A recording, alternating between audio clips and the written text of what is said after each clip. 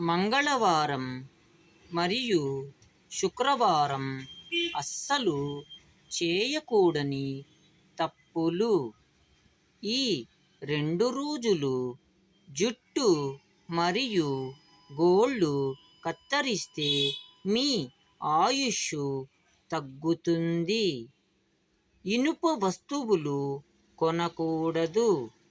మాంసాహారం తినకూడదు. మంగళవారం ఉప్పు కొనరాదు. ఈ 2 రోజులు ఎవరికి అప్పు ఇవ్వకూడదు, లేదంటే ధన నష్టం.